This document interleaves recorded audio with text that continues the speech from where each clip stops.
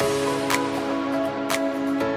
right, what is happening? This is Colin Egbert, and this is buying beautiful businesses that are boring. And today we got Bret Parkinson on with us, and he was somebody that I actually connected with really early on when I went from just focusing on self-storage to looking at all the other businesses that are out there, what they call quote unquote boring businesses that are from what we've learned and what we've seen are really great options. And so I wanted to kind of just share more about my experience, as well as also really hearing from Bret today as far as how and why you got involved with this, and specifically with pest control. So Bret, if you could kind of share a little bit more about yourself, and let's take it from there.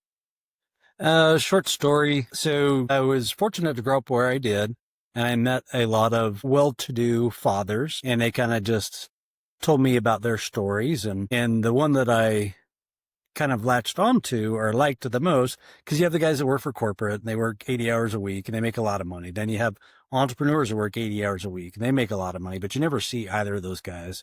And then you have this subset of entrepreneurs that are like always home, but they made tons of money. I was like, well, that's what I want to do. So went to college, worked for corporate America for about 14 years, and then left my last job. And I would take these jobs to learn a certain skill set so that someday I can own my own business and have the skills necessary to run the business and be successful. And it's much easier to, work off somebody else's dollar than your own when you're learning things. So I quit my last job in 2010, moved back home and bought my first business, which was a HVAC business. Grew that about 350% and sold it in 2014. And then in 2015, I bought a digital marketing company. Most people are like, well, that's jumping way outside your lane, but the business model is the same. They're both service-based businesses. So as long as you understand the business model, then you can run the business, which is why I don't go into retail. I don't go into restaurants because I just don't know that stuff. So I bought this digital marketing company. I actually owned that one for about 9 years and just sold it about 2 years ago. During that process, I wanted to do a startup because I felt like it was a good learning thing, for me and some of my executives, from the digital marketing company. So we started an online learning company, which was to teach people how to run businesses. Because if you're like a lawyer or a dentist or a chiropractor or whatever, you get taught how to do the thing, but not how to run a business.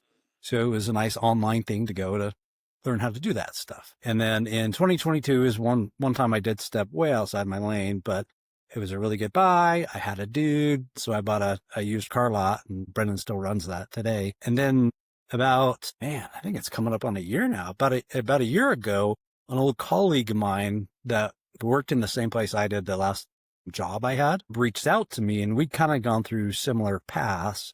He's always stayed in home services, but he'll start an HVAC or electrical or a plumbing company, whatever it is, grow it and sell it, and then do that over and over again. Well, he has one down in Arizona, and he was kind of struggling with it mentally, like he just couldn't get into it. So he asked me if I would help him, and I said, yeah, sure, I'll consult for an equity, pay me a little bit. So I've been doing that with him, getting his head in the game. And an offhanded remark he said to me, he said, I have these 2 pest control companies and they make 30, 40 grand a month. And he goes, one's in Florida and I've literally never been there. And I'm like, hey, you wake up every morning at 5 a.m. and work really hard till, 4, 5, 6 p.m. on this HVAC electrical plumbing company. And you have a pest control company that you've never been to? Like, why don't we do pest control? It seems so much easier.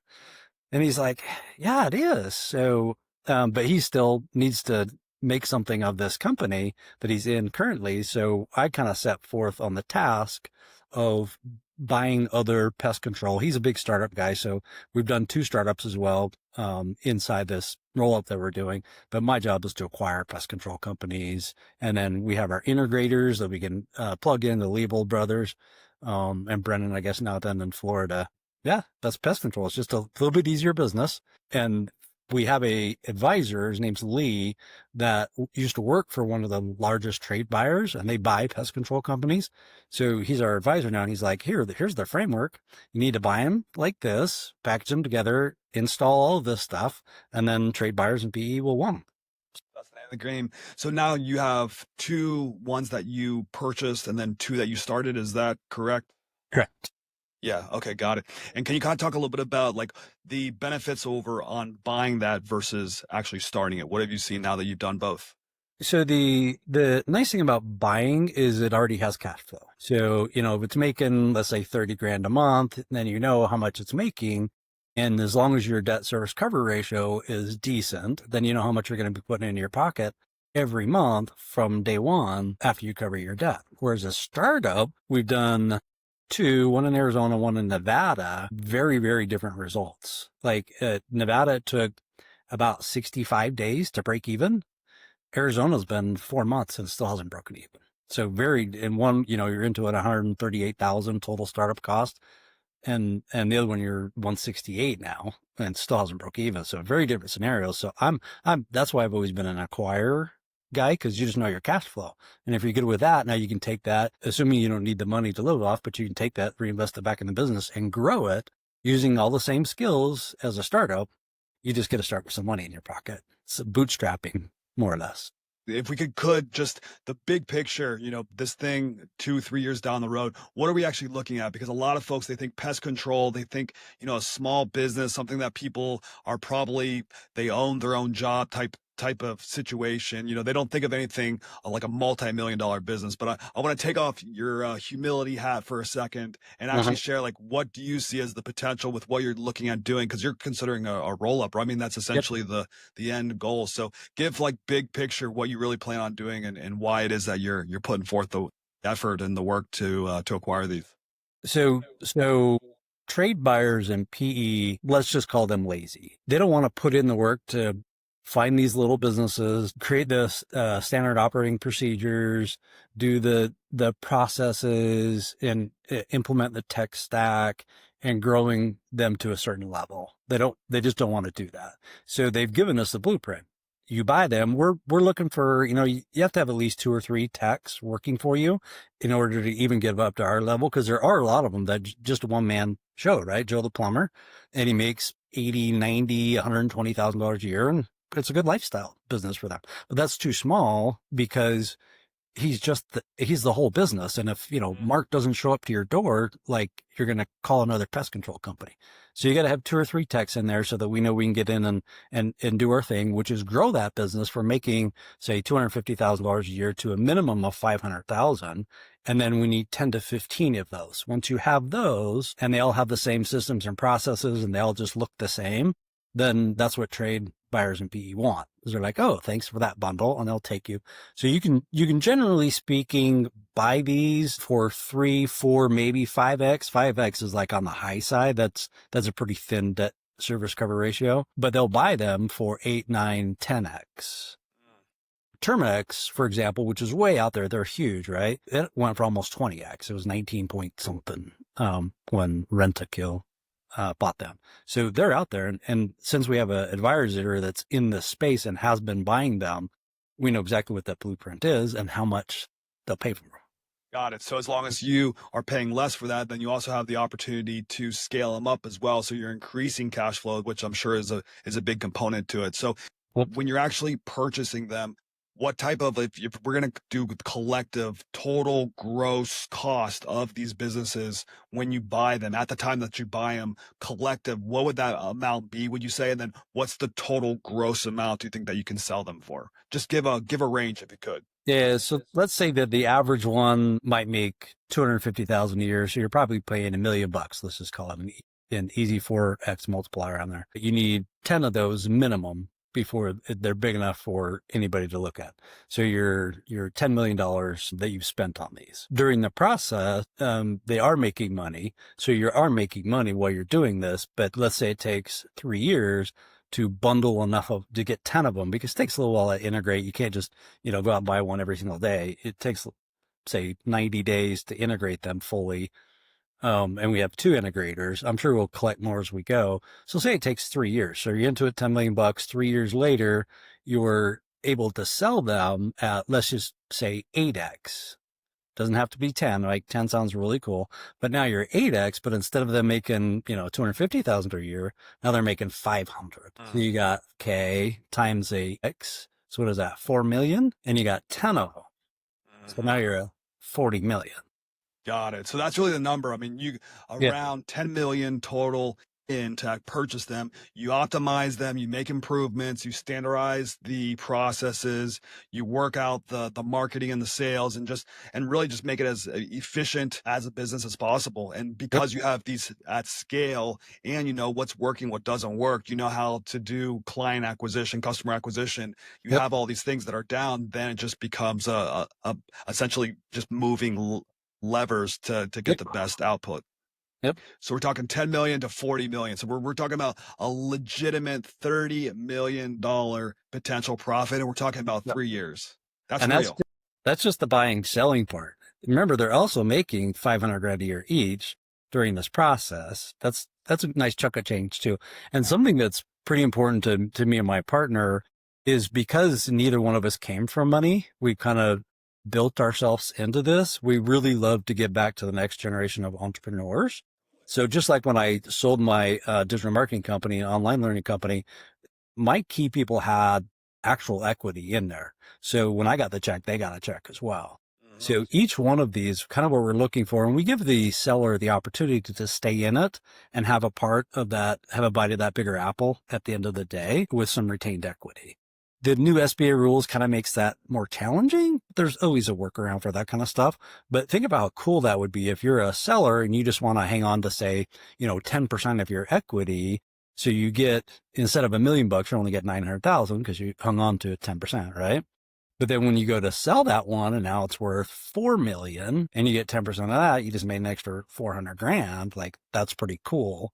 And that 400 grand, the one guy that was super excited to talk about this is like, now I can move back home. He's from Alabama, but he's here in Utah. He's like, now I can go back home, take that, do another startup. And Bret, you just call me back and we'll do it again. I'm like, perfect, right? You got your next set of people already lined up. And I think that's super exciting.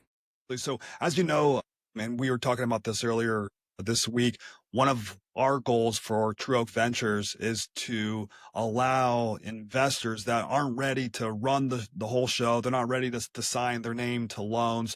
They're looking to do what you're doing eventually, but they're a little bit more cautious. Maybe they don't have experience with it. So what would you say to somebody that they're interested, they're making some good money, they're considered an accredited investor, they're obviously talented in something else besides a specific, quote unquote, boring business? What would you say about the model of saying, hey, look, come in at a smaller level, at a level that's more manageable, allow us to do it, we'll show you the ropes, we'll give you the front row seat to it? What do you think about that strategy for that type of individual to eventually be able to do what it is that you're doing? I think there's a world of opportunity there, like a world of opportunity. There are plenty of people out there that have the skills to run a business, but don't have the money to buy the business. And there's lots of coaches out there now that are coaching specifically on that, like how to buy a business, but maybe they don't have the skills. This is kind of the opposite. This is, I have the skills, I just don't have the money. Well, if you can connect those two, it's, you're going to make way more money than you would say in the money market or whatever it is. And unless you're into stocks, stocks kind of freak me out because there's winners and losers, right? And the guy who's winning is probably taking my money because I don't know what I'm doing, right? So I keep it where I know what I'm doing. And I think there's lots of skilled operators out there that are in the same position. They just don't have the money for even to do the SBA part of the transaction where you need the 10%. So if you're in the typical buyer range, which is, let's say, 3 to 4 multiples on businesses, kind of going back to the same numbers, like it could be making 250 grand a year. You can get it for 750, $1 million. So you need 75,000 to 100 grand down to buy these businesses. They don't have it. You do. Now you're the equity guy. How much equity do you get with that? That's for people to work out on their own, but you're going to input that. They're going to run the business for you because you're the investor. You get to have full access to everything and watch how this thing goes and help set up the KPIs and input what you know about businesses, wherever you come from, legal or dentist or whatever it is, input your knowledge because there's some business knowledge there. You're getting a return on that every single year. And then as it grows, your return gets bigger and bigger. Now you know how to do it because you've had a front row seat.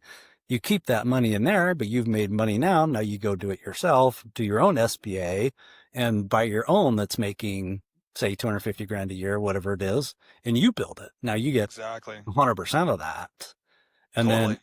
if you happen to get involved with somebody who's doing like a roll up or whatever, now you get to see that strategy working as well with the integration and all that other stuff. And you just went from a rich person who knows how to make money doing their particular skill or their trade to now somebody who's creating real wealth. Absolutely. Yep. And you're not having to And take all move the on. risk right off the start. You're not having to Yeah. sign on the loans. You're not having to do all that. Yeah, you still Yeah. get the front row seat, as we like to Yeah. say. Yeah. You're getting an MBA, but you're getting paid to do so. And it's really, when I look back at like my history where I went and worked for people for 14 years to learn the skills, if I could have just, sat in the passenger seat with the very last guy I worked for, which is the last thing I had to check off on my box was to work for an entrepreneur, not work for a big corporation. If I could have just, sat in his passenger seat for 3 years or whatever, I would have learned that way faster and been doing what I was doing, 10 years prior to that. But I didn't. So I had to go the route that I knew. But if I could like be an investor and go back in time, like this would speed up this whole thing so much faster. Excellent. Well, Bret, thank you very much for sharing what it is that you did, and our whole goal here with this show and being able to highlight individuals like Bret is to show like what's possible, and that taking the right steps, you can really set yourself up for a really bright future, and that's really what the goal is. So thank you very much for sharing what you did, Bret, and for everyone else that's listening. Thank you, and we'll talk to you another time in the future. Thank you.